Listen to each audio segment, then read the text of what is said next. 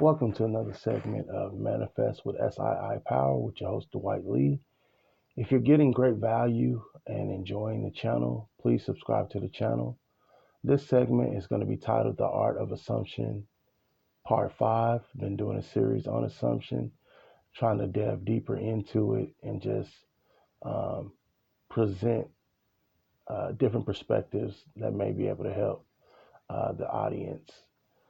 So assumption, right, is usually having a negative connotation, um, similar to the way that we think.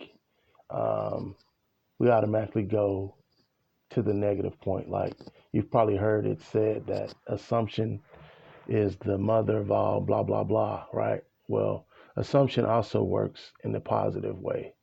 So I'm asking you to direct the assumption into something that you actually desire in alignment with Philippians 4:8, saying to think on things that are true, that are honorable, and of good report. So, similar to making a team, you don't just want to make the team, right? You want to be able to play, or you want to be in the starting five, preferably. And then if not, you want to be getting playing time.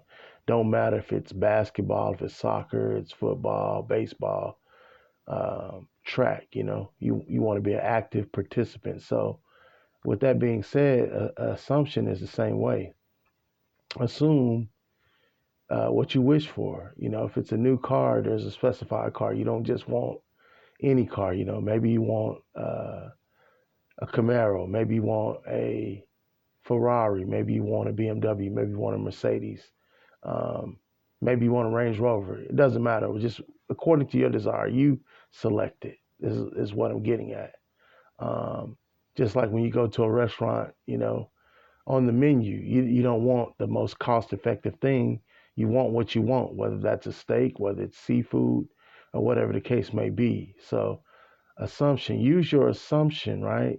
Because it's working all the time, just like your imagination is working all the time, and just like you're thinking all the time. So, assume a true heart's desire, like what you would really want to have. Assume that thing, right? And then do what Abraham did, according to Romans 4:17, right? um, Call for something that doesn't currently exist and hold on to it, thinking about it, visualizing it, writing it, saying it over and over again until it materializes right in front of you, calling those things that be not as though they are. That's assuming, you know. Um, like in Isaiah 46, 9 and 10, identify your desire, right? Identify who you have to become, skip the middle, see yourself being the person and having the thing. Don't worry about how it unfolds. Um, then Revelations 22:13, it tells you you're the Alpha and the Omega. Via your imagination, right? Your assumptions, your thoughts, thinking feelingly, right? And then speaking it into existence and then taking the corresponding action. It may be a physical external action. It may not. It may just be the thinking about it, writing it down, visualizing it, saying it, right? Or you may be prompted to take an inspired action.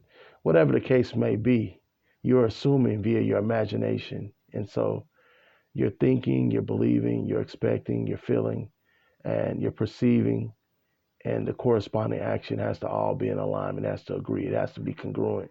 It has to be in harmony with the vision and mission coming to fruition. That makes sense.